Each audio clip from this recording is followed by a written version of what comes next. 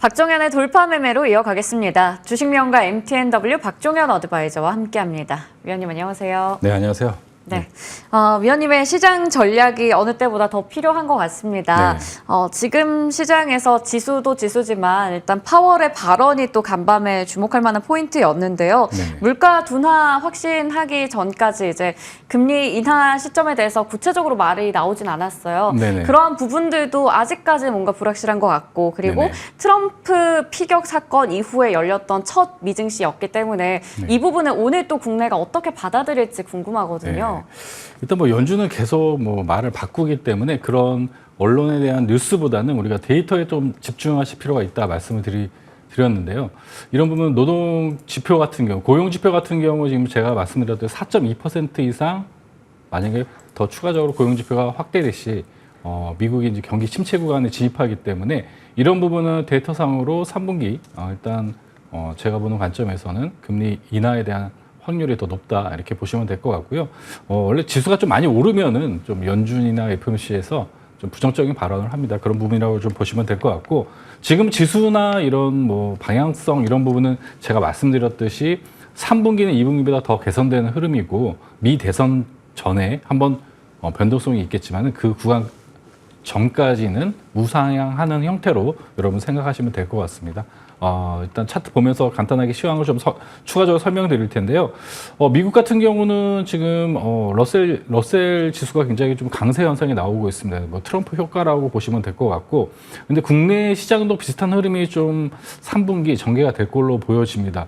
업종별로 종목별로 이렇게 차별화되는 부분도 동일하게 그때 예전에 사이클에 대해서 설명드렸듯이 금융 장세가 되기 전, 역시적 장세에서 금융 장세가 되기 전, 그러니까 금리 인하 시점 이전에는 이런 업종별 이런 개별 종목 장세가 지속적으로 전개가 되니까 그런 부분이라고 보시면 됐고, 코스닥 같은 경우는 박스권 하단, 상단 이런 박스권 흐름이 보여지고 있고, 코스닥 같은 경우는 2,900을 어느 정도 돌파가 3분기에 어느 정도 예상이 되고 있습니다. 그래서 코스닥 같은 경우는 21선 이탈 없는 흐름, 2,800포인트입니다. 그 구간에서 2,800과 2,900 이런 단기적인 횡보 흐름 이후에 한번 2,900을 한번 올라갈 가능성이 높다 이렇게 판단이 되고요. 그런 부분 여러 가지 우리 코스피 수출 데이터나 확인되는 부분, 펀더멘탈적으로도 크게 지금 뭐 과열권이 아니다 이렇게 좀 말씀을 드릴 수 있을 것 같습니다. 네, 먼저 시황에 대해서 전반적으로 좀 짚어주셨습니다. 자, 그러면 이 시장에서 어떤 섹터가 주도주가 될 것인가, 그게 좀 궁금한데요. 네. 사실 그동안 주도주 역할 잘했던 반도체, 자동차, 조선보다는 하반기 들어서 확실히 제약 바이오부터 해서 어제는 트럼프 수혜주까지 여러 가지 섹터들이 좀 움직이고 있는 상황입니다. 특히 방산, 원전, 뭐 전력 설비 이런 쪽 계속 잘 가는데요. 네. 한번 주도주를 분석해 볼까요? 네, 전반적인 부분은 일단 4분기에는 전체적인 시장이 한번 리밸런싱이 한번 될 거라고 좀 보고 있어요. 그런 이유는 미 대선 후보 누가 당선이 되느냐에 따라서 전체적인 글로벌 정책도 바뀌고, 그리고 국내 지금 그런 흐름이 3분기에 좀 보여진다고 좀 보시면 될 것 같아요. 그런 이유로 지금 제약바이오나 뭐 관련된 대통령 관련된 테마 종목군들이 좀 강세 현상이 나오고 있고, 제가 최근에 이제 거래 대금으로 단기 주간 주도주를 좀 분석해서 종목을 추천드리고 있습니다. 어제 이제 실적이나 실적 개선되는 그리고 테마 종목군들 두 가지 형태로 분류해서 좀 알려드리고 있는데, 어제 방위산업 쪽에 일단 현대, 롯데, 뭐 LRG 넥스원 이쪽으로 4,500억, 한 3,500억 정도 거래 대금이 제일 많이 일단 방위산업 쪽으로 거래 대금이 나왔고요. 그 다음에 두 번째는 원자력 쪽, 한전산업, 그리고 한전기술 이런 쪽이 이제 거래 대금이 많이 터졌습니다. 그리고 또 계속 지속적으로 뭐 바이든이 되던 트럼프가 되던 전력 인프라 쪽은 지속적으로 우상향 된다고 좀 말씀드렸듯이 이런 LG 일렉트로닉 쪽도 한 1,000억 원 넘게 거래 대금이 들어왔기 때문에 이렇게 거래 대금, 지금은 유동성이 부족한 구간에서 수급이 이렇게 들어오는 섹터나 테마, 관련된 부분을 좀 공부하시면은 관련된 종목을 좀 발굴에 좀 유효하다 이렇게 볼 수가 있고, 테마주 따는 재건주, 뭐 SY 스틸텍 같은 경우는 저번 주 금요일 날 오후 돌파 매매에서 제가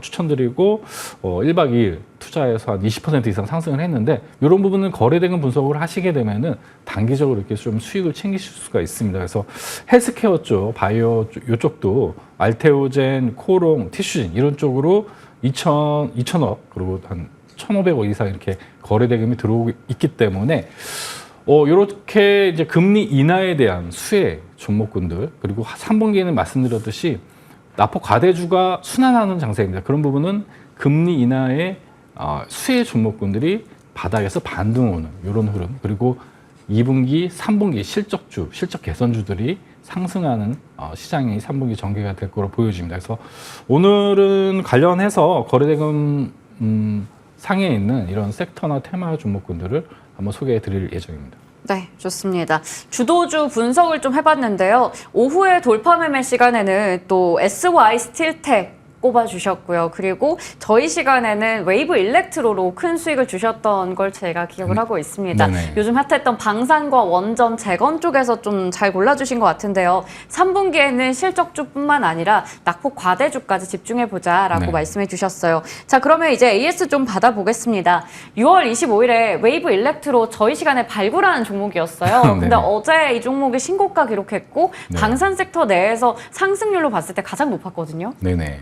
그래서 이렇게 좀 좋은 종목을 바닥에서 발굴하면 좀 저도 기분이 좋고, 네. 우리 시청자분들도 만약에 매수하셔서 수익 내셨으면 축하드리고요.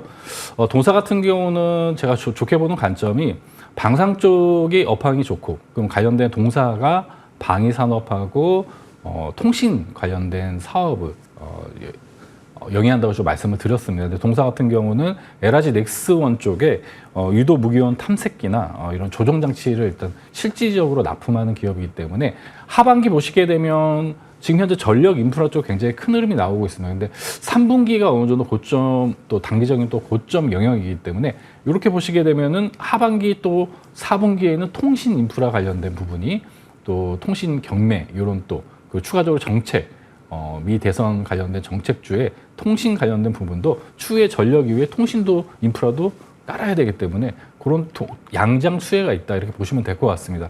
다만 단기적으로 트럼프 테마 같은 경우는 단기적으로 이제 실적 베이스가 없는 종목, 그리고 많이 오른 종목군들은 이번 주에 어느 정도 상승 이후에는 어느 정도 기술적인 조정이 가능하기 때문에 저는 신고가 52주 신고가를 달성을 했기 때문에 그 구간에 어느 정도 차익 실현하신 다음에 중기적으로 일단 3분기까지 투자 지속하실 분들은 기본적으로 한 10,000원까지 일단 보고 있기 때문에 그 관련해서 추가적으로 AS는 추후에 또 상세히 참고하시면 될 것 같습니다. 네, 10,000원까지도 노려볼 수 있는 종목으로 말씀해 주신 것 같습니다. 그 다음은 코츠 테크놀로지인데요. 마찬가지로 방산 쪽입니다. 네. LIG 넥스원이나 현대 로템도 어제 신고가 기록했지만 이런 후발주자 성격을 띤 중소형주들도 가볍게 또 많이 올라갔거든요. 네. 이 종목에 대한 AS부터 또 트럼프 이슈로 인해서 방산주가 오늘부터 또 갈 수 있는지도 궁금해요. 네, 방산주 같은 경우는 보시게 되면 코츠 테크놀로지도 제가 추세선을 좀 그어놨습니다.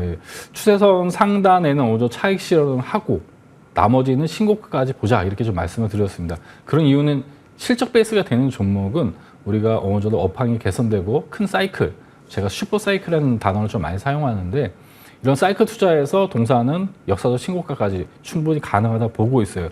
월봉상으로 보시게 되면은 29,000원대가 일단 역사적 신고가 라인인데, 동사가 일단 단순하게 방산산업만 하는 게 아니라 관련해서 효성중공업에 전선이나 이런 전력 인프라 관련된 사업도 같이 영위하고 있기 때문에 동사 21선 이탈이 없으면은 나머지 비중은 홀딩하고 이 정고점 부분 29,000원까지 일단 2차 목표가를 제시해 드리도록 하겠습니다. 네, 29,000원까지 전고점 부근 여전히 볼만하다 얘기해 주셨어요. 다음으로 7월 9일 종목이었습니다. 네. 바로 지난주죠. AS텍 5% 정도 상승률 가져가고 네. 있는데요. 추가적으로 전략 부탁드릴게요. AS텍은 추천드리고 그날 네. 갭상승하면서 좀 목표가를 달성은 했는데 좀 갭상승하면서 수익률이 좀 5%밖에 안 나왔습니다. 근데 네. 요 종목을 AS 갖고 나온 이유는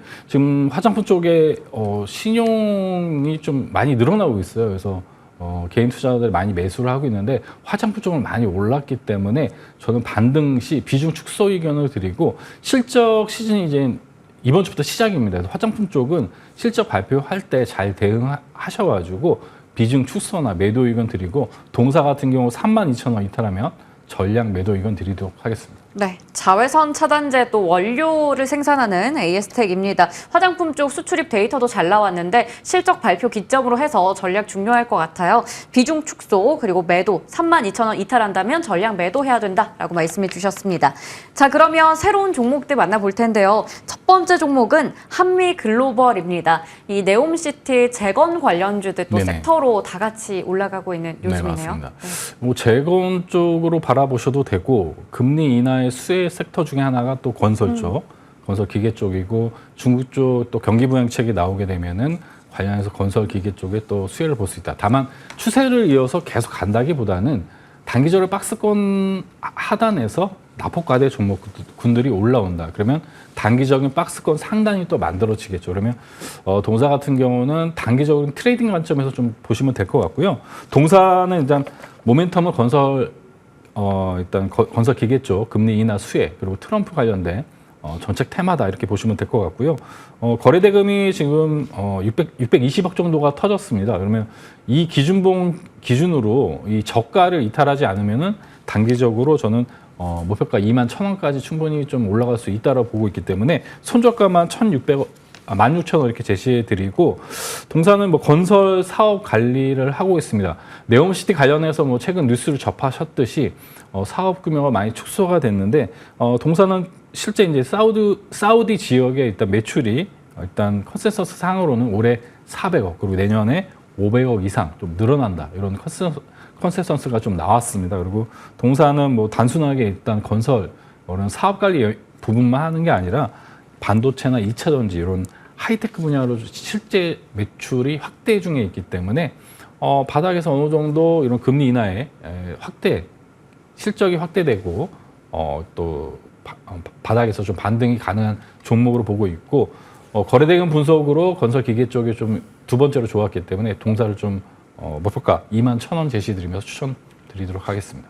네, 이제는 건설 기계 쪽도 주목해 볼 만하다. 오랜만에 사실 이런 섹터들을 네. 다루는 것 같습니다. 금리 인하에 대한 기대감 속에서요. 한미글로벌 매수가는 시초가 이하, 목표 주가는 21,000원, 그리고 손절가는 16,000원 잡아주셨습니다. 다음 종목은 바이오니아예요. 네. 마찬가지로 제약바이오도 금리 인하에 대한 또 맞습니다. 기대 속에서 네. 수혜주로 볼 수 있거든요.